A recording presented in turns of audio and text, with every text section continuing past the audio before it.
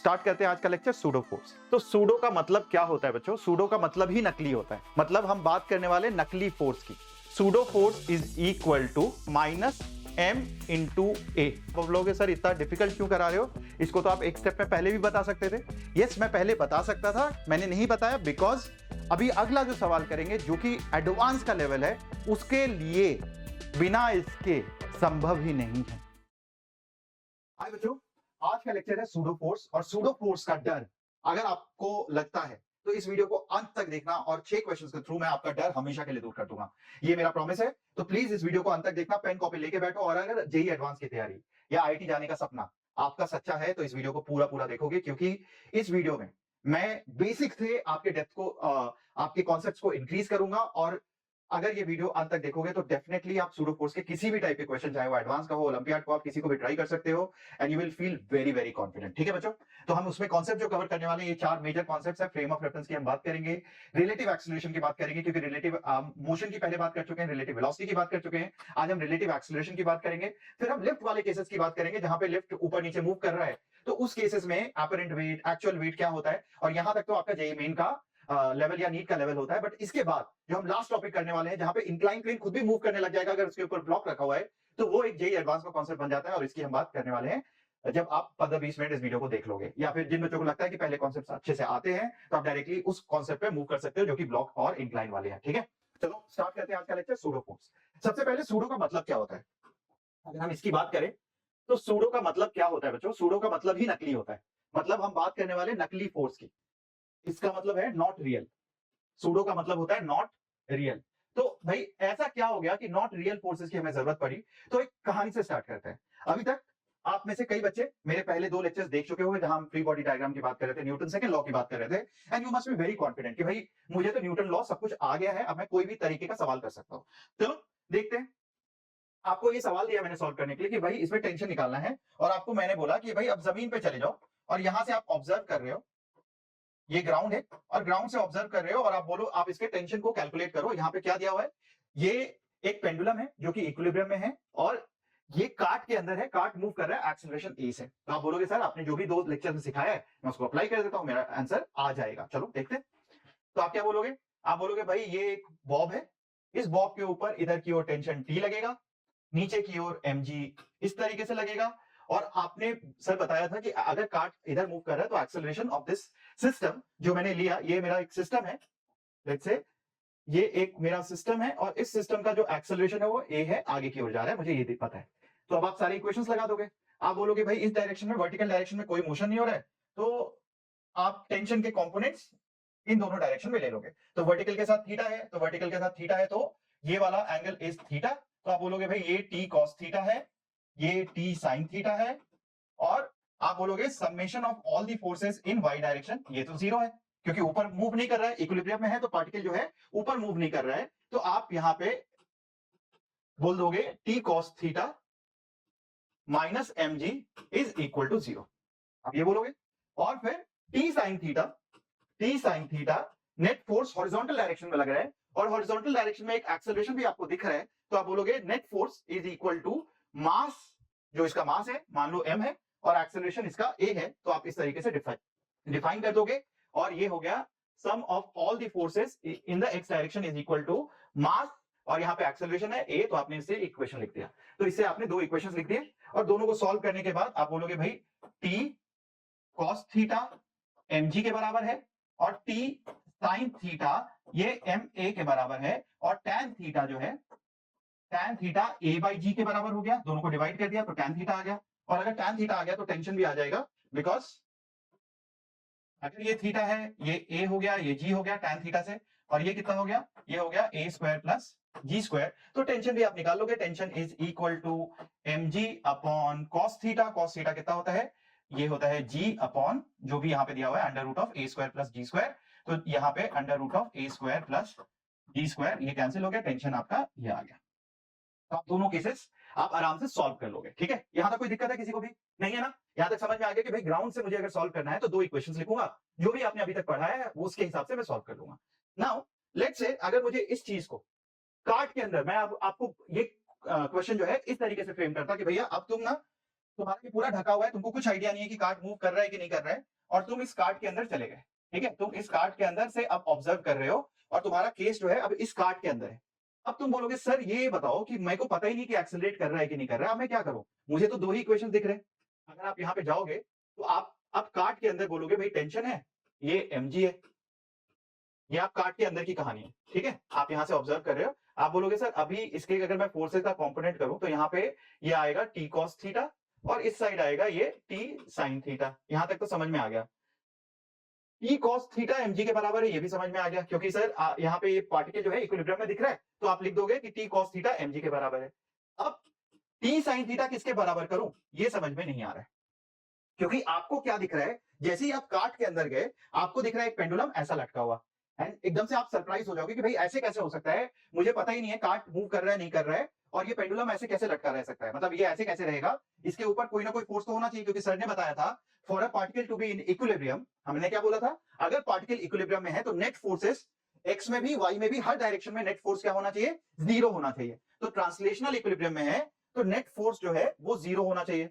तो आप अपने मन से क्या करोगे कि भाई ये तो हो नहीं सकता है कि एक सिंगल फोर्स एग्जिस्ट नहीं कर सकता है, मतलब अगर सिंगल फोर्स एग्जिस्ट करेगा तो पार्टिकल रुका हुआ नहीं रह सकता है, पार्टिकल को मोशन में होना पड़ेगा, मतलब अगर कोई चीज इसको इधर की ओर खींच रही है तो पार्टिकल इधर की ओर जाएगा and therefore it will not be at rest. तो अगर रेस्ट में मुझे दिख रहा है तो मैं एक एडिशनल फोर्स लगाऊंगा, मैं एक एडिशनल फोर्स लगाऊंगा इधर की ओर, और उसको मैं बोल दूंगा नकली फोर्स, सूडो फोर्स, इस तरीके से मैं नाम दे दूंगा इसको, और मैं बोलूंगा, मैं इसको क्या बोलूंगा, मैं इसको इस तरीके से,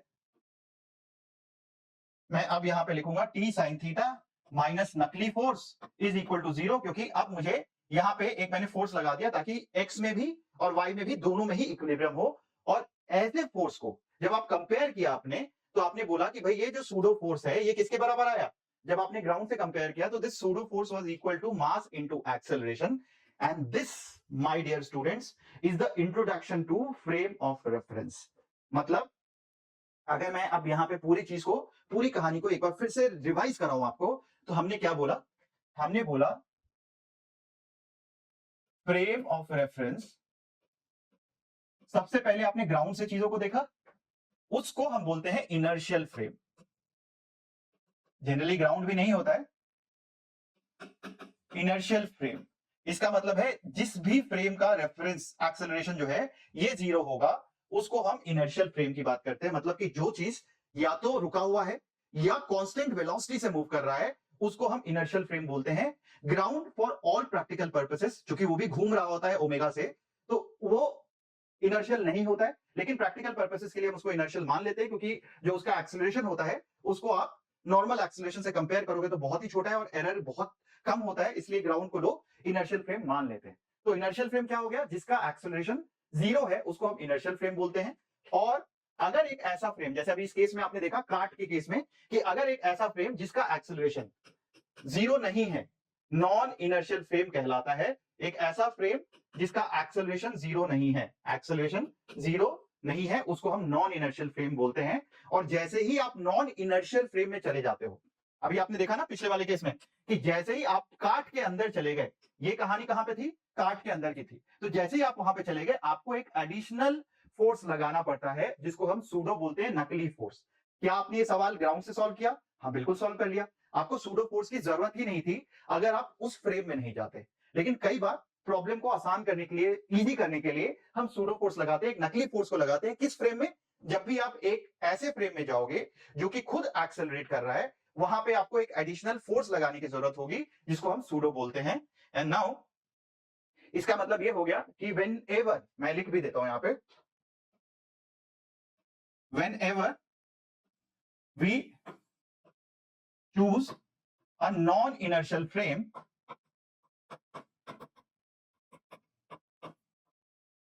non-inertial frame, we have to apply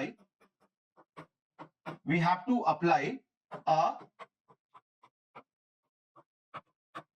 pseudo force, we have to apply a pseudo force। तो बेसिकली जब भी हम एक नॉन इनर्शियल फ्रेम की बात करेंगे हम हमेशा किसको अप्लाई करेंगे, एक सूडो फोर्स को अप्लाई करेंगे। और सूडो फोर्स है क्या, pseudo force is equal to, आप यहां पे देखो मैं यहां लिख देता हूं minus m into A.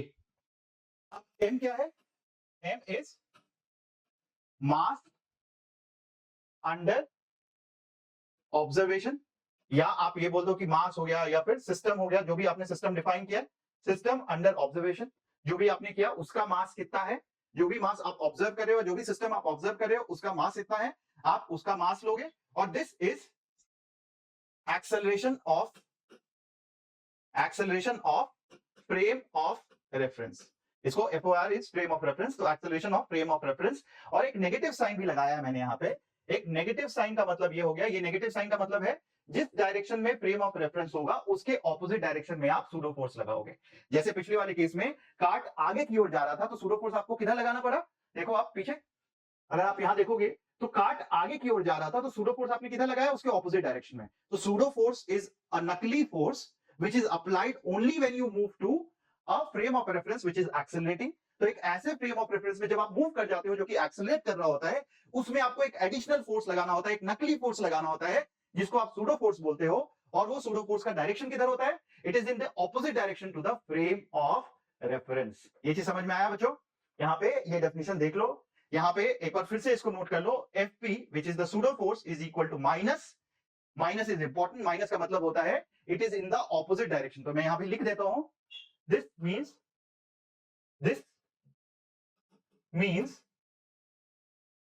Fp is in opposite direction to frame of reference. तो जो भी फ्रेम ऑफ रेफरेंस या जिस डायरेक्शन में एक्सेलरेशन हो रहा होगा उसके ऑपोजिट डायरेक्शन में सूडो फोर्स अप्लाई करोगे।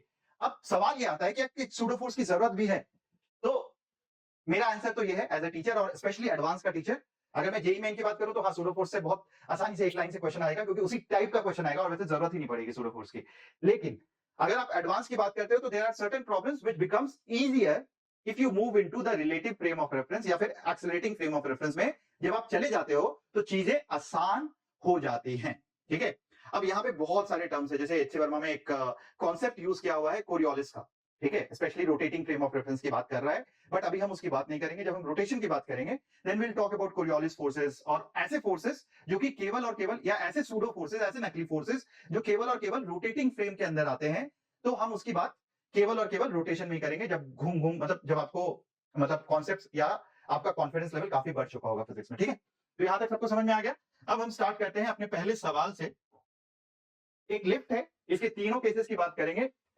रुका हुआ है, जब वो एक्सेलरेट कर रहा है ऊपर की ओर, और जब वो नीचे की ओर जा रहा है, तो इसका वेट बताना है या नॉर्मल रिएक्शन बताना है। अगर ये वेइंग स्केल के ऊपर एक पर्सन खड़ा है तो इसका आपको वेट बताना है कि इसका वेट कितना होगा। ठीक है, नाउ ग्राउंड फ्रेम से आप सब सॉल्व करोगे तो ये आपका होमवर्क है, ग्राउंड फ्रेम से आपको खुद सॉल्व करना है। एंड अगर आपको कॉन्सेप्ट पे कमांड चाहिए तो आपको खुद से दोनों ही फ्रेम से इनिशियली सॉल्व करना चाहिए, ताकि आपको यह समझ में आए कि ग्राउंड फ्रेम और इसमें कोई डिफरेंस नहीं है।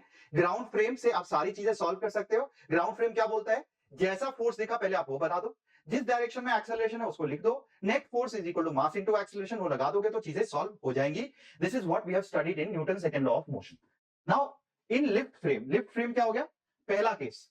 हम लिफ्ट फ्रेम की बात करें तो हम यहाँ पे इस चीजों को ऑब्जर्व कर रहे हैं, तो हम क्या करेंगे, यहाँ पे we'll first draw the free body diagram।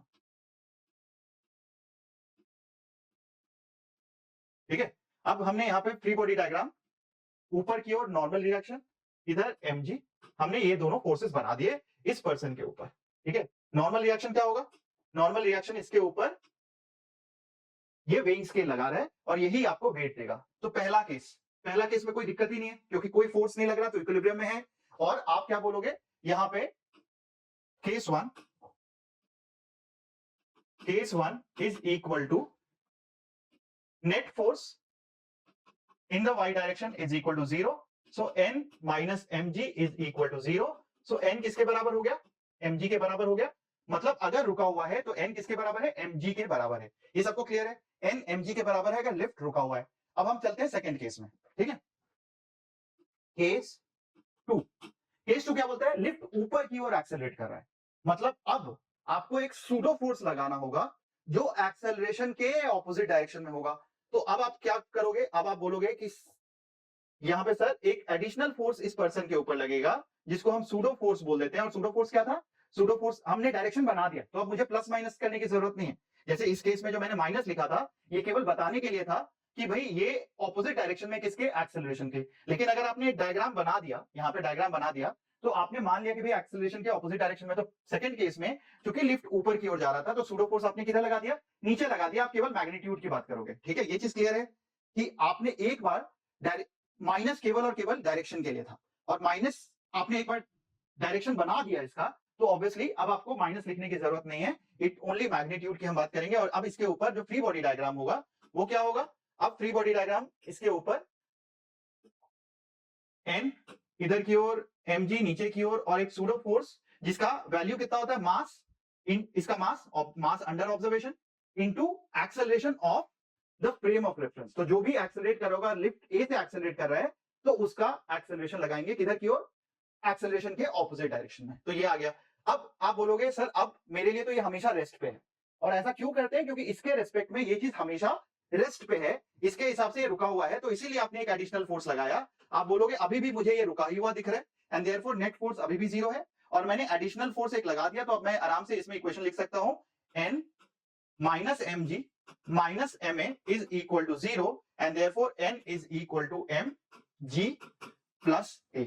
मैं अब इस तरीके से लिख सकता हूं यहां पे डायरेक्टली। Case 2 solve. अब यहां पे केस 3,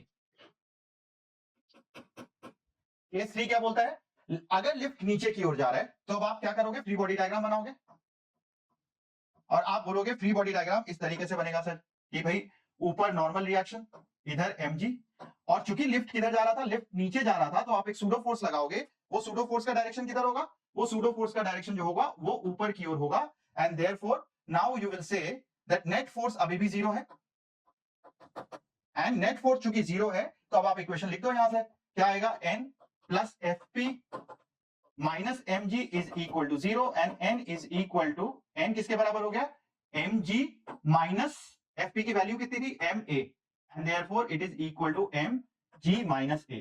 इंपॉर्टेंट चीज है बच्चों, यहां पे बार बार मैं माइनस साइन नहीं लगाएंगे, माइनस केवल बताने के लिए था कि सूडो का डायरेक्शन आपको उस डायरेक्शन में बनाना है जिस डायरेक्शन में अगर लिफ्ट जा रहा है उसके ऑपोजिट डायरेक्शन में। तो केवल नेगेटिव साइन था टू टेल यू कि सूडो फोर्स का डायरेक्शन हमेशा हम जिस डायरेक्शन में एक्सेलरेशन होता है उसके ऑपोजिट डायरेक्शन में बनाएंगे। नीचे होगा तो सूडो फोर्स ऊपर लगाएंगे, ऊपर अगर जा रहा होगा तो सूडो फोर्स हम किधर लगाएंगे, नीचे की ओर लगाएंगे, and therefore all the 3 cases are solved. अब आप देखो बच्चों, यहां से अब मैं आपको एपरेंट वेट और एक्चुअल वेट की बात बोलता हूं। n is equal to mg, ये क्या था, जब lift when acceleration was equal to 0, and this is known as actual wait.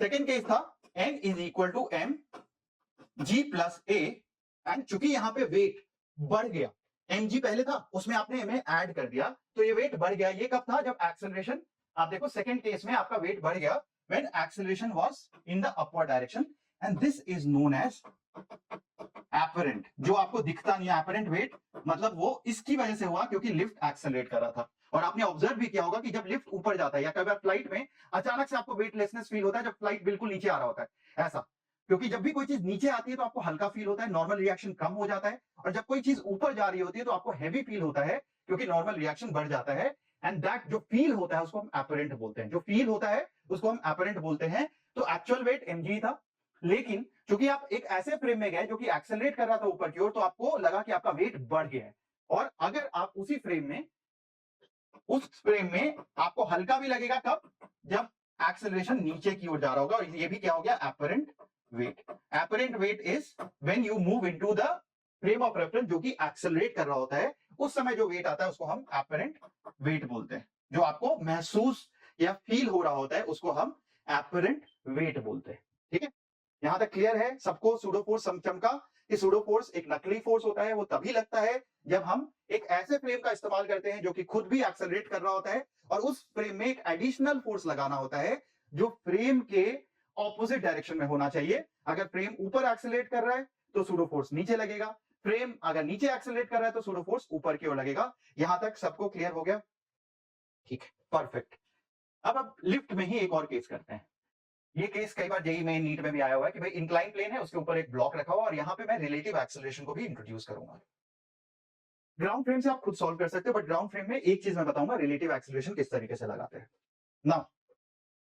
जब लिफ्ट रुका हुआ होता है बच्चों, मतलब हम अभी लिफ्ट के फ्रेम में हैं और लिफ्ट रुका हुआ है, तो मुझे क्या दिखेगा, मुझे दिखेगा भाई ये ब्लॉक जो है ये, because it is constraint to move along this, constraint का मतलब है इस ब्लॉक को मैं कैसे भी छोड़ू ये ऊपर नीचे तो मूव नहीं करेगा, ना नीचे मूव करेगा, क्योंकि ये इंक्लाइन की वजह से, अगर मान लो ये इंक्लाइन का एंगल थीटा है, तो इंक्लाइन की वजह से इसके ऊपर it can move only in this direction, या फिर अगर ऊपर भी फेंकूंगा तो it can move in this direction, ऐसा ही होगा।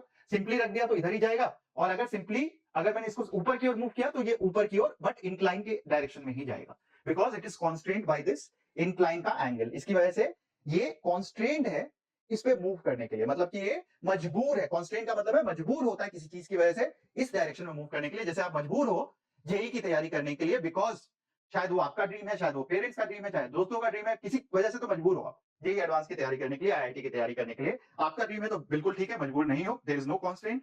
बट अगर किसी और का है तो यू आर ऑलवेज कॉन्स्ट्रेंट, और आप हमेशा अच्छा फील नहीं करोगे, है ना। तो ये कॉन्स्ट्रेंट है भाई सब। तो अब ये इधर इधर मूव कर सकता है। पहला केस जब रुका हुआ है तो इस डायरेक्शन में क्या होगा, अभी हम फोर्सेस अगर बनाए तो यहां पे हम mg sin थीटा लिख सकते हैं। इस डायरेक्शन में मैं mg को हटा रहा हूं, केवल उसके कंपोनेंट्स लिख रहा हूं, क्योंकि वो हम पहले डिफाइन कर चुके हैं प्रीवियस लेक्चर में, और अगर आपने नहीं किया है तो आप एक बार देख लो उसको। तो नाउ यहां पे नॉर्मल रिएक्शन, और अब अगर मैं इसका इक्वेशन लिखूं तो ये आ जाएगा, क्योंकि रुका हुआ है, लिफ्ट मूव ही नहीं कर रहा है, तो n mg cos थीटा के बराबर, क्योंकि इस डायरेक्शन में कोई मोशन नहीं हो रहा है, और mg sin theta is equal to M A, यहां पे हमेशा रिलेटिव लिखेंगे। रिलेटिव का मतलब ये होता है, अभी तक आपने पढ़ा नहीं होगा, बट इस केस में भी रिलेटिव होता है, because it is constraint to move along this direction, and therefore ये जो एक्सेलरेशन होता है, ये एक्सेलरेशन क्या होता है, this acceleration is relative to the incline plane. क्योंकि इंक्लाइन हमेशा रुका हुआ होता है, तो हम इस एक्सेलरेशन को ग्राउंड के फ्रेम में ही बताते हैं, अभी मैं आपको थोड़ी देर में समझा भी दूंगा। But this is relative acceleration, and this relative acceleration case 1 is very simple, and this will be equal to a relative को मैं simply लिख दूंगा g sin थीटा। ठीक है, ये आप पहले भी पढ़ चुके हो। तो अब a relative को एक बार समझते हैं। acceleration of the block with respect to wedge, और ये टर्म आप बिल्कुल पहले रिलेटिव में मैं पहले भी पढ़ा चुका हूं, मोशन इन 2 डायमेंशन में पढ़ा चुका हूं। तो ये क्या होता है, ये टर्म सिंपली आप इसको लिखने का जो तरीका होता है वो क्या होता है, वो होता है acceleration of block with respect to ground minus acceleration of wedge with respect to ground. मतलब ग्राउंड के रिस्पेक्ट में ब्लॉक की क्या एक्सेलरेशन होगी, माइनस, मतलब आपको याद होगा a1 a2, a1 minus a2 आपने लिखा था, मतलब acceleration of the block ground के फ्रेम में क्या होगा, minus acceleration of the wedge और ब्लॉक, और ये जो इंक्लाइन प्लेन है with respect to the ground. और अगर मैं ये पूछूं कि भाई ये कितना होगा, क्योंकि आपको हमेशा यही निकालना होता है, तो acceleration of the block with respect to ground is equal to, इसको ए रिलेटिव बोल देते हैं, प्लस ये हम सिंपली वेज बोल देते हैं या इंक्लाइन बोल देते हैं, acceleration of the wedge with respect to ground. तो आप देखो कि अगर ये रुका हुआ है, क्योंकि अभी तक आपने जो भी केसेस पढ़े थे उसमें क्या था, ये वाला टर्म जीरो होता था, और इसीलिए acceleration of the block with respect to the ground is same as relative acceleration. तो आपने रिलेटिव एक्सेलरेशन को अलग से पढ़ा नहीं था। बट जैसे ही लिफ्ट के केसेस होते हैं, या फिर अगला केस मैं करूंगा जहां पे इंक्लाइन वेज और ब्लॉक दोनों ही मूव कर रहा होता है, उन केसेस में we will have to use relative acceleration. मतलब रिलेटिव एक्सेलरेशन का डायरेक्शन क्या होता है, वो ये होता है ए रिलेटिव, और अगर मान लो इस डायरेक्शन में कोई एक्सेलरेशन नहीं हो रहा है तो block will only move in this direction. लेकिन अगर जैसे सेकंड केस है, अगर मान लो ग्राउंड के फ्रेम में अगर आपको सॉल्व करना है तो आप क्या करोगे, you will have to draw an acceleration diagram, और आपको एक एडिशनल एक्सेलरेशन लगाना होगा, क्योंकि ग्राउंड के फ्रेम में जो ब्लॉक है उसका एक्सेलरेशन होगा relative acceleration plus acceleration of the veg, which is a, यहां दिया हुआ है अगर ऊपर जा रहा है। सेकेंड केस में, इस केस में एक्सेलरेशन रिलेटिव एक्सेलरेशन, और अगर नीचे जा रहा है तो आपको एक एडिशनल एक्सेलरेशन बनाना होगा, इस तरीके से ए रिलेटिव हो गया, और इस तरीके से एक एडिशनल एक्सेलरेशन बनाना होगा। नाउ बच्चों, मैं इस केस को ग्राउंड से आपको पहले सॉल्व करके बताऊंगा, because this is a new concept which has been introduced to you, कि हमें एक एक्सेलरेशन डायग्राम भी बनाना होगा अगर आप ग्राउंड फ्रेम से इस चीज को सॉल्व करने की कोशिश कर रहे हो। ठीक है, ये एक इंपॉर्टेंट कॉन्सेप्ट है, यहां पे थोड़ा समय लगाना, प्लीज बी पेशेंट, क्योंकि यहां पे जल्दीबाजी किया तो आपको बिल्कुल जिंदगी भर के लिए कॉन्सेप्ट जो है ढीला रह जाएगा। हमारी जनरल प्रॉब्लम यही होती है कि जो आसान आसान चीजें होती हैं तुरंत तुरंत हम कर लेते हैं और फिर भाग लेते हैं। तो यहाँ पे थोड़ा टाइम स्पेंड करो और यहाँ पे कॉन्सेंट्रेट करो, क्योंकि यहाँ पे एक इंपॉर्टेंट कॉन्सेप्ट मैं बताने वाला हूं।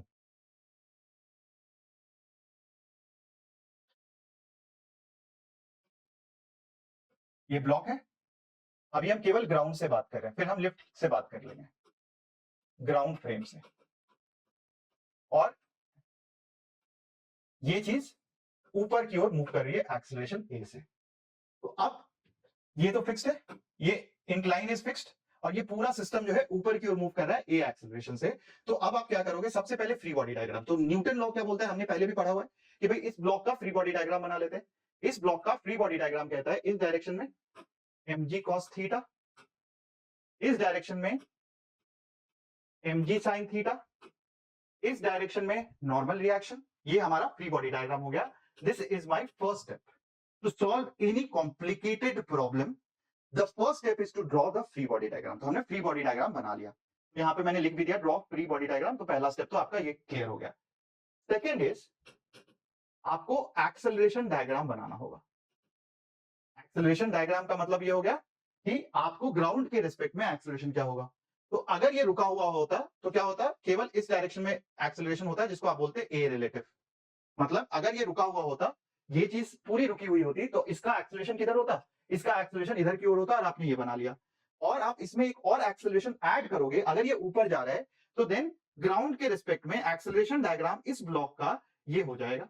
एंड देयरफॉर अगर मैं इसके कंपोनेंट्स ड्रॉ करूं तो इस डायरेक्शन में क्या हो जाएगा और इस डायरेक्शन में क्या होगा, बताओ मुझे बच्चों। So basically this is wedge, ये थीटा है तो ये 90 माइनस थीटा होगा, and therefore a sine theta इस डायरेक्शन में होगा, और ऊपर की ओर ए कॉस थीटा होगा। एंड देयरफॉर अगर मैं इन सबको हटा दूं तो हमारे पास, और इसको भी हटा दूं, तो मेरे पास दो एक्सेलरेशन के दो डायरेक्शन हो गए, एक अलोंग द इंक्लाइन, एक perpendicular to the incline. And therefore Therefore, now this is important step कि अगर ग्राउंड के फ्रेम से अगर आप चीजें सॉल्व कर रहे हो और सूडो नहीं लगा रहे हो, या फिर आप रिलेटिव फ्रेम ऑफ रेफरेंस में या एक्सेलरेटिंग फ्रेम ऑफ रेफरेंस में नहीं मूव कर रहे हो, तो you will have to draw this acceleration diagram. Now third step, Newton law आप लगाएंगे इस फ्रेम ऑफ रेफरेंस, मतलब ग्राउंड के फ्रेम ऑफ रेफरेंस में क्या बोलता है भाई, mg sin थीटा, ये नेट फोर्स लगा, तो आप बोलोगे नेट फोर्स जो आपको दिख रहा है वो फोर्स नेट फोर्स हो गया। Now this will be equal to mass into जो भी एक्सेलरेशन आपको दिख रहा है इस डायरेक्शन में, जो भी एक्सेलरेशन दिख रहा है in the along the incline, which is equal to, it will be positive in the direction of net force. तो यहां पे क्या हो जाएगा, ये हो जाएगा a relative minus a sine theta, and therefore m से m कैंसिल हो गया, a रिलेटिव कितना आ गया, a रिलेटिव आ गया g sign theta plus a sine theta, और जो अभी आपने पढ़ा था वैसा ही कॉन्सेप्ट आ गया g plus a sine theta. आप बोलोगे सर इतना डिफिकल्ट क्यों करा रहे हो, इसको तो आप एक स्टेप में पहले भी बता सकते थे। यस, मैं पहले बता सकता था, मैंने नहीं बताया बिकॉज अभी अगला जो सवाल करेंगे जो कि एडवांस का लेवल है, उसके लिए बिना इसके संभव ही नहीं है। ठीक है, आप कर सकते हो but it will become difficult, you may make mistake. और इसीलिए बहुत इंपॉर्टेंट है कि जैसे हमने पिछले केस में किया था, लिफ्ट वाले केस में आप डायरेक्टली बता सकते थे अगर ऊपर जा रहा है तो इसका नेट वेट जो हो गया mg प्लस ए हो गया, बिकॉज ये हैवी हो जाएगा। और इसीलिए इस डायरेक्शन में mg प्लस ए का मतलब है इट नेट फोर्स इस डायरेक्शन में m, और एक्सेलरेशन इस डायरेक्शन में कितना हो जाएगा, g plus a sine theta हो जाएगा। ये आप डायरेक्ट भी बता सकते थे, लेकिन ये स्टेप से आपको कॉन्सेप्ट की क्लैरिटी हुई कि किस तरीके से एक्सेलरेशन, हम एक्सेलरेशन का डायग्राम ड्रॉ करते हैं और किस तरीके से चीजें हमें अप्रोच करनी चाहिए in the ground frame of reference. तो ये आ गया हमारे पास। अब फोर्थ, यहाँ पे एक और इक्वेशन आएगा इस अलोंग द इंक्लाइन इस डायरेक्शन में, तो इस डायरेक्शन में एक्सेलरेशन किधर की ओर है, ऊपर की ओर है, तो ऊपर वाला पॉजिटिव डायरेक्शन हो जाएगा। And therefore n minus mg cos theta is equal to ma cos theta, and normal या अपरेंट वेट यहाँ पे कितना हो जाएगा, m cos theta g plus a, या फिर मैं इसको ऐसे लिख सकता हूं m g plus A cos of theta. और मैं ये लिख सकता हूं कि अगर मैं किसी ऐसे फ्रेम ऑफ रेफरेंस में हूं जो एक्सेलरेट कर रहा है तो g की जगह g डैश लिखेंगे, और उसको शॉर्टकट भी आप लगा सकते हो, it is directly g dash मतलब g प्लस ए इंटू कॉस थीटा होता है। नाउ बच्चों देखो, जेई में, नीट, इन दोनों की तैयारी और एडवांस में यही डिफरेंस होता है, इसमें आप शॉर्टकट लगा के आप अपना काम चला सकते हो। एंड एज ए टीचर मैं आपको शॉर्टकट पहले ही बता देता और आप खुश हो जाते हैं कि सर ने तो शॉर्टकट से सॉल्व कर दिया और मेरा आंसर आ गया। लेकिन जेई एडवांस की तैयारी कर रहे हो तो most of the time shortcut fail कर जाता है, क्योंकि वो चाहते हैं आप पूरा पूरा स्टेप लगाओ और उसके थ्रू अप्रोच करो। हाँ, वहां भी शॉर्टकट अप्लाई कर सकते हो अगर आपकी कॉन्सेप्ट की क्लैरिटी एकदम अच्छी है और आपको पता है कि ये तो यहाँ इस सिचुएशन में लग जाएगा, अब इसके आगे के स्टेप्स को सॉल्व करते हैं, तो वहां पे भी लगा सकते हो, but mostly they will always expect you to solve it through long method. ठीक है, शॉर्टकट कई बार फेल हो जाता है और शॉर्टकट उन्हीं को लगाना चाहिए जिसको काफी प्रैक्टिस है। उन बच्चों को, टीचर को लगा सकते हैं, हम बार बार करते रहते हैं, हमें पता है कि किस केस में शॉर्टकट लगाना है, लेकिन आप नहीं लगा सकते क्योंकि हम गलती करके हमें, मतलब अगर हमने करते करते गलती भी कर दी तो it doesn't matter. For you a single question आपसे 400-500 रैंक ऐसे खा जाएगा आपका। ठीक है, तो आप एक भी गलती नहीं कर सकते, स्पेशली उन कॉन्सेप्ट में जो कॉन्सेप्ट आपको अच्छे से आता है। ठीक है, चलो अब इसको हम सेम चीज, ये सारी चीजों को उठा के अब हम लिफ्ट के फ्रेम में यही सॉल्व करते हैं। लिफ्ट के फ्रेम में क्या होगा भाई, लिफ्ट के फ्रेम में यही सवाल अगर मुझे करना था तो लिफ्ट के फ्रेम में तो बहुत आसान है।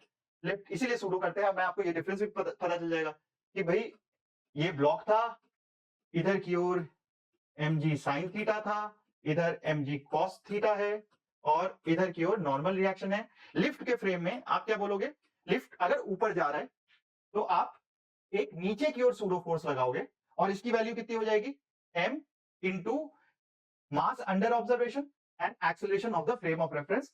और अगर ये लिफ्ट ऊपर जा रहा था तो लिफ्ट के ऑपोजिट डायरेक्शन में आप ये वैल्यू लगाओगे m। अब इसके कंपोनेंट्स ले लेते हैं, इसका कंपोनेंट इस डायरेक्शन में एम ए साइन थीटा और इस कंपोनेंट इस डायरेक्शन में एम ए कॉस थीटा। तो अब आप बोलोगे भाई इस डायरेक्शन में नेट फोर्स क्या है, लिफ्ट के अंदर बैठे हो तो लिफ्ट के अंदर आपको क्या दिख रहा होगा, लिफ्ट के अंदर आपको दिख रहा होगा ये ब्लॉक केवल इधर जाते हुए, तो आप बोलोगे इधर acceleration is a relative and therefore net force along the incline is equal to m into a relative lift के फ्रेम से, और वहां से आ जाएगा m g plus a sine theta is equal to m a relative, m से m cancel हो गया और यहां पे भी आपके पास a रिलेटिव वही आया। सिमिलरली आप नॉर्मल के केस को अप्लाई करोगे और क्वेश्चन सॉल्व हो जाएगा। ठीक है, डन, आगे बढ़े। आई होप सबको समझ में आ गया होगा। इस सारे केसेस आपको ये होमवर्क की तरह आपको इसको आंसर कमेंट बॉक्स में बताना। बच्चों कमेंट बॉक्स में आप आंसर नहीं करते हो, इसका मतलब क्लियर है कि आप पूरा वीडियो नहीं देख रहे हो, तो पूरा वीडियो देखो और कमेंट बॉक्स में इसका आंसर करो जरूर कि अगर नीचे जा रहा है तो आपको क्या क्या चीजें बतानी है, आपको ए रिलेटिव बताना है और आपको नॉर्मल रिएक्शन बताना है, ये दोनों कितना होगा ये आंसर आप कमेंट बॉक्स में बताओगे। ठीक है, चलो अब एक जनरल केस करते हैं बच्चों। जनरल केस करने के बाद हम आपको, मतलब मैं आज छोड़ दूंगा और 2 क्वेश्चन आपको दूंगा जिसको हम अगले लेक्चर में डिस्कस भी करेंगे, because it will be an important case to discuss, क्योंकि अगला लेक्चर जो होगा हम सारे केसेस जो भी अच्छे क्वेश्चन होंगे 5-6 अच्छे क्वेश्चंस को मैं करवा दूंगा, बट ये केस अगर आपको समझ में आ गया तो आप सारे केसेस इन जनरल सॉल्व कर सकते हो। नाउ यहां दिया हुआ है एक एम ब्लॉक का वेज है, वेज का मतलब है ये भी मूव कर सकता है, इंक्लाइन फिक्स्ड होता है, वेज मूव कर सकता है। तो कई बार किताबों में इंटरचेंज कर लिख सकते हैं कि wedge incline, incline wedge, but wedge generally हम इस्तेमाल करेंगे अपनी क्लासेस में anything which can, any incline which can move. ठीक है, तो ये वेज है जिसका मास कैपिटल एम है और ये ब्लॉक इसके ऊपर रखा हुआ है, फ्रिक्शन नहीं है, तो आपको एक्सेलरेशन दोनों का निकालने हैं, तो आप अब इसको सॉल्व करना है। सबसे पहले आप इसको समझो कि बच्चों हो क्या रहा है। अगर मैं यहां पे लेट्स से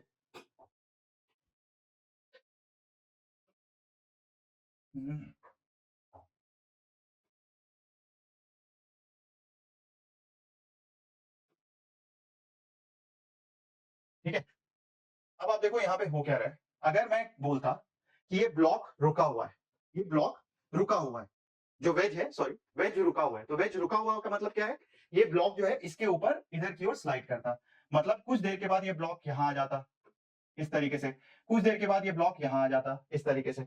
लेकिन आपको पता है कि ये वेज भी मूव कर रहा है, तो क्या होगा, ये ब्लॉक यहां नहीं जाके वो ये ब्लॉक जो है कहीं यहां पे होगा, मतलब ये कुछ इधर भी गया और कुछ ये पीछे की ओर भी मूव कर रहा है ये ब्लॉक। तो क्लियरली आपको ये दिख रहा है कि जैसे जैसे वेज पीछे की ओर मूव कर रहा है, ये ब्लॉक नीचे भी जा रहा है और थोड़ा इधर की ओर भी मूव कर रहा है। तो इसके अलोंग तो मूव किया ही किया, बट वो कुछ और पीछे भी चला गया, बिकॉज वेज जो है वो पीछे की ओर जा रहा है।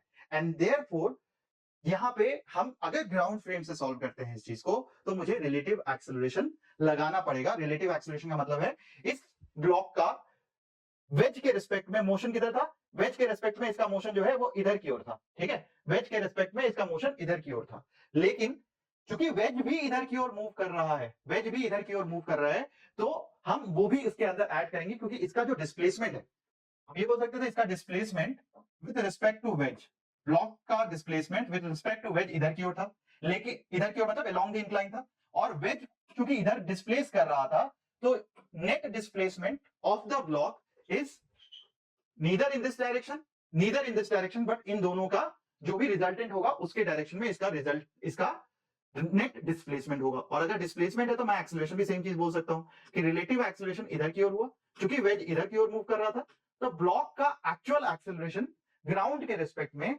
ना तो इधर की ओर होगा ना इधर की ओर होगा, बट इसका रिजल्टेंट होगा। And therefore I can always take the components, तो मैं कंपोनेंट्स बना लूंगा यहाँ पे। अब ये कंपोनेंट क्या है भाई, ये थीटा है, ये जो भी है, मतलब आप देख लेना यहाँ पे, अगर ये थीटा है, यस, तो अलोंग द इंक्लाइन ये थीटा है, and this will be AW cos theta, and this will be equal to AW sin theta. अब ये आपको खुद एक बार पूरा पूरा क्वेश्चन ना खुद से सॉल्व करना है, सो दैट जो अगले दो क्वेश्चंस हैं मैं आपको अभी दिखाऊंगा, बट उसको आपको होमवर्क की तरह एक बार ट्राई करना है, so that when I upload the video of those questions you understand it properly. तो आपको ग्राउंड फ्रेम से, frame of reference which means wedge के फ्रेम से अगर आप चीजों को सॉल्व करोगे तो आप कॉन्फिडेंट होगे दोनों से ही सॉल्व करना, होमवर्क की तरह दोनों ही क्वेश्चन को आप प्रॉपर टाइम देके आप सॉल्व करोगे। तो यहां देखो क्या हो रहा है बच्चों, AW cos थीटा इधर, AW sin थीटा इधर। अब मैं फ्री बॉडी डायग्राम की बात कर लेता हूं, तो ब्लॉक का फ्री बॉडी डायग्राम किधर होगा, इधर की ओर, mg cos थीटा इस डायरेक्शन में, mg sin थीटा इस डायरेक्शन में नॉर्मल, और वेज, वेज पे क्या होगा, एक ही फोर्स लगेगा, वो है नॉर्मल। ग्राउंड को अभी हम इग्नोर कर देते हैं, N1 इधर कैपिटल mg, इसको इग्नोर कर देते हैं, और इसका एक कंपोनेंट इधर की ओर होगा, विच इज, आप देख लो, ये अगर थीटा है, अगर ये थीटा है और ये हॉरिजॉन्टल में लग रहा है, तो ये वाला जो फोर्स होगा वो कितना होगा, ये होगा n sine of theta, because अगर ये n है तो ये 90 माइनस थीटा, और यहाँ पे n साइन थीटा हो जाएगा अलोंग द इंक्लाइन, तो इसके ऊपर n साइन थीटा इधर लगा, और इसका एक्सेलरेशन मान लेते हैं हम a है, ठीक है, और इसका एक्सेलरेशन डायग्राम हमने ये बना लिया। तो आप देखो, अब आपने क्या किया, फ्री बॉडी डायग्राम बना लिया दोनों का, एक्सेलरेशन डायग्राम बना लिया, which is the second step. तो अब एक एक करके कॉपी में लिखो। सबसे पहला स्टेप होता है ड्रॉ फ्री बॉडी डायग्राम, इसको धीरे धीरे समझा देता हूं मैं पूरा वापस से ड्रॉ करके, ड्रॉ FBD पहला स्टेप, और ऑल मूविंग पार्ट्स। तो यहां पे मूविंग पार्ट क्या था, एक ब्लॉक था, एक वेज था, इस पे आपने ड्रॉ किया n mg sin theta mg cos theta, और इस पे जितने फोर्सेस हैं आपको along the incline and perpendicular to the incline, मतलब एक्सेलरेशन फोर्सेस सारे along the incline and perpendicular to the incline, this is the direction for this block. इस wedge के लिए जो हमने यहाँ पे वेज बनाया, थोड़ा सा ढंग से बना लेते हैं भाई, ये हो गया, इसके ऊपर एक हॉरिजॉन्टल फोर्स है which is n sin theta, ये हॉरिजॉन्टल फोर्स है, बाकी फोर्सेस नेग्लेक्ट कर दो, क्योंकि इसका मोशन जो है केवल हॉरिजॉन्टल डायरेक्शन में, वर्टिकल में नहीं है, तो हम केवल और केवल इस डायरेक्शन की बात करेंगे, अनटिल अनलेस फ्रिक्शन भी है और ग्राउंड भी फ्रिक्शन दिया हुआ है, जो कि बहुत मुश्किल है अब ये एडवांस में आना, स्पेशली जब से ऑब्जेक्टिव हो गया। तो ये आपके पास n sin थीटा है। Second step, draw acceleration diagram. तो जो ऑब्जेक्ट है उसके नीचे ही उसका एक्सेलरेशन डायग्राम बना दो, ताकि कभी गलती नहीं करो। तो इसका एक्सेलरेशन क्या था, a रिलेटिव, क्योंकि वेज पे अगर रुका हुआ होता तो ये ऐसे मूव करता, बट चूंकि वेज भी मूव कर रहा है, तो आप यहाँ पे क्या करोगे, एक्सेलरेशन जो भी आपने इसका माना है, मान लो इसका एक्सेलरेशन आपने a माना है, तो a इधर ड्रॉ कर दिया। अब इसके कंपोनेंट्स, इस डायरेक्शन में a cos थीटा, और इस डायरेक्शन में a sin theta. You can remove this for better clarity. तो आपके पास ये, अब देखो यहाँ पे एक डायरेक्शन ये हो गया और एक डायरेक्शन ये वाला हो गया, along the incline perpendicular to the incline, और इसका एक्सेलरेशन तो आपने ड्रॉ कर ही दिया, वो ये है, which is in the towards the right. क्योंकि ये देखो आप क्या हो रहा है, ये ब्लॉक जब नीचे जाएगा तो ये वेज किधर मूव कर रहा है, वेज इधर की ओर मूव कर रहा है, and therefore wedge is moving towards the right, and incline, ये जो ब्लॉक है ये इसके और इसके रिजल्टेंट के डायरेक्शन में, मतलब कि कहीं ना कहीं इसके बीच में लाई करेगा इसका जो भी डिस्प्लेसमेंट होगा इस ब्लॉक का, एंड देयरफॉर हमने ये सारी चीजें ड्रॉ कर दी। अब आपको third step is apply Newton's laws. तो न्यूटन लॉ क्या करेंगे, सबसे पहले n sin theta will be equal to capital M into a. मेरे पास ये एक इक्वेशन आ गया। उसके लिए अगर मैं इक्वेशन लिखूं स्मॉल ब्लॉक के लिए, तो अलोंग द इंक्लाइन क्या है, mg sin theta is equal to m a relative minus a cos of theta. ये सेकंड हो गया। एंड थर्ड इक्वेशन आएगा जो कि परपेंडिकुलर टू द इंक्लाइन है, किस डायरेक्शन में, नीचे की ओर, and therefore it will be equal to mg cos of theta is equal to net force is equal to mass into acceleration. And acceleration कितना है, सॉरी यहां पे net force is mg cos theta minus n is equal to mass into acceleration which is a sin theta. अब ये हमेशा याद रखना बच्चों कि जितने इक्वेशन, जितने वेरिएबल उतने equation. If you get that many equation, जितने की वेरिएबल, वेरिएबल का मतलब है जिसकी वैल्यू या क्वांटिटी आपको नहीं दी हुई है, अगर उतने इक्वेशन आप बना लेते हो तो क्या होगा, तो आप सॉल्व कर सकते हो। फॉर एग्जांपल यहाँ पे क्या क्या वेरिएबल है, यहाँ पे जो वेरिएबल है वो वेरिएबल है n a, इसकी वैल्यू नहीं दी हुई है, एंड a रिलेटिव। ये तीन वेरिएबल है। इक्वेशन कितने हो गए, 1 2 and 3, and therefore you can solve all the three equations because you have 1 2 and 3। तरीका क्या है, सबको एक जगह लिख लो, n की वैल्यू यहां लिख देते हैं तो उससे a आ जाएगा। तो आप देखो n की वैल्यू जैसे ही यहां पे लिखेंगे क्या है, mg cos theta minus capital M a by sine theta is equal to m a into sine theta. ये आ गया। तो अब आप यहां से mg cos theta is equal to a common है, क्या आ जाएगा, m by capital M by sine theta plus small m into sine theta, ये आ जाएगा। और a की वैल्यू आप यहां से निकाल लोगे। एक बार a की वैल्यू आ गई which is equal to a is equal to कितना हो जाएगा, mg cos थीटा, ये साइन थीटा ऊपर चला गया, सॉल्व कर लेना खुद से, और यहां क्या रह जाएगा, capital M plus m sine square theta. ये एक्सेलरेशन आ गया। अब इस एक्सेलरेशन की वैल्यू आप यहां पुट कर दोगे तो a रिलेटिव भी आ जाएगा, ठीक है, या फिर आप यहां पुट कर दोगे तो n भी आ जाएगा। इस एक्सेलरेशन की वैल्यू यहां पुट कर दोगे तो n भी आ जाएगा। n will be equal to sine theta cancel हो गया, और यहां पे m into m g cos theta upon ये आ जाएगा। तो n भी आ गया, a भी आ गया, और a रिलेटिव आप यहां वैल्यू पुट करोगे तो a रिलेटिव भी आ जाएगा। आप सॉल्व कर लेना इसको बच्चों। एंड इंपॉर्टेंट है, आज इस क्वेश्चन को हमने ग्राउंड फ्रेम से सॉल्व किया, आप इसको रिलेटिव से भी सॉल्व करते हैं। अब रिलेटिव से सॉल्व करने का मतलब था कि अगर आप इस वेज के ऊपर जाते और रिलेटिव अप्लाई करते, तो रिलेटिव क्या होता है, आपको यह समझना जरूरी था कि वेज राइट की ओर मूव कर रहा है, इसीलिए आपको रिलेटिव मतलब सूडो फोर्स उसके ऊपर लगाना होता है। किसके ऊपर, ब्लॉक के ऊपर एक सूडो फोर्स लगाना होता है जो कि लेफ्ट की ओर होता, एंड उसकी वैल्यू होती इसका मास, जो कि अंडर ऑब्जर्वेशन ये मास है, into acceleration of the veg, and therefore एक सूडो फोर्स लगाते ma, एंड तब आप सारे इक्वेशन को सॉल्व करते। तो आप इस चीज को, इस पूरी चीज को आप वेज के फ्रेम से भी सॉल्व कर सकते थे। एंड वेज का फ्रेम क्या बोलता है, वेज का फ्रेम बोलता है अगर मैं इस पे बैठ जाऊं और इस ब्लॉक को ऑब्जर्व करूं तो एक सूडो फोर्स लगेगा विच इज इक्वल टू इसका mass under observation which is small a into acceleration जो कि वेज का एक्सेलरेशन है, और बाकी सब चीजें वैसी की वैसी। यहां पे mg sin थीटा हो जाता, mg cos थीटा हो जाता, इधर नॉर्मल रिएक्शन हो जाता, एंड देयरफॉर अब इसको अगर मैं इसके सारे कंपोनेंट्स लिखूं तो इधर आ जाएगा ma cos थीटा, इधर आ जाएगा ma sin थीटा, और इस ब्लॉक के लिए अगर इक्वेशंस लिखूं तो क्या हो जाएगा, ma cos theta plus mg sin theta is equal to ma relative. ये आ गया हमारे पास। और अगर along the incline, perpendicular to the incline की बात करूं तो क्या हो जाएगा, n is equal to mg cos theta minus ma sin theta, ये आ जाएगा। बट यहाँ पे a की वैल्यू आपको फिर भी निकालनी होगी, और एक इक्वेशन आ जाएगा जो कि वेज के लिए वो तो अलग से था ही, n sin theta is equal to capital M into ये। तो ये आपके पास तीन इक्वेशन होंगे अगर आप किसके फ्रेम में जा रहे हो, आप वेज के फ्रेम में जा रहे हो और वहां से चीजों को ऑब्जर्व कर रहे हो। तो बच्चों आज मैं यहीं तक लीव करूंगा आपको, क्योंकि आई होप थोड़ा सा हैवी है, और हम इसको अगले लेक्चर में थोड़ा सा प्यार से और पढ़ेंगे ताकि आपको चीजें और अच्छे से समझ में आए। And this is my promise that ये नेक्स्ट क्वेश्चन था कि यहाँ पे वेज इधर मूव कर रहा है राइट की ओर, और एक ब्लॉक है जो उसके ऊपर कॉन्स्ट्रेंट है, ये ब्लॉक इधर उधर मूव नहीं कर सकता, केवल वर्टिकल मूव कर सकता है। तो ये ब्लॉक नीचे मूव करेगा, दोनों का आपको एक्सेलरेशन बताना है। Again try it so that we can understand it better in the next class.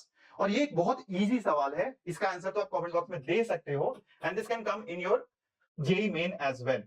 Homework in the comment box कि आप एक्सेलरेशन बताओ सच दैट ये दोनों आपस में रुके हुए हैं, ये दोनों आपस में रुके हुए हैं, ये आपको होमवर्क की तरह ट्राई करना है। इन दोनों क्वेश्चंस को हम अगली क्लास में या तो हम अगली क्लास में या फिर इसका मैं शॉर्ट बना के आपको वीडियो अपलोड करा दूंगा। ठीक है बच्चों, चलो all the best, looking forward to see you in my next lecture. I hope you have enjoyed it, और अगर एंजॉय किया है तो प्लीज लाइक कर दो, शेयर कर दो, और इस कॉन्सेप्ट को एक बार मुझे कमेंट बॉक्स में जाके बता दो कि कौन कौन से पॉइंट्स आपको समझ में नहीं आए। कॉन्सेप्ट को समझ में आया तो बहुत अच्छी बात है, please you know like as much as possible because it gives us energy, gives us momentum to go ahead or do more such lectures। ठीक है, थोड़ा हैवी करा रहा हूँ, थोड़ा सा टफ करा रहा हूँ, मैं जानबूझ के गिमिक नहीं कर रहा, जहां पे मैं जेईई मेन इजी थोड़ा सा मैं आपको बताऊं कि चीजें बहुत आसान होती है, इतने आसान नहीं होता। यस, अगर कॉन्सेप्ट समझ में आ गया तो बहुत आसान है, कॉन्सेप्ट समझ में नहीं आया तो बहुत डिफिकल्ट है, and that makes JEE advance thrilling and interesting. वरना तो जेईई मेन है ही हमारे पास, हम सब खुश हो सकते हैं अगर जेईई मेन कर लिया तो, लेकिन अगर जेईई एडवांस का सपना है बच्चों और थ्रिल पसंद है लाइफ में, तो ये लेक्चर्स अटेंड करो। All the best. Looking forward to see you in my next lecture.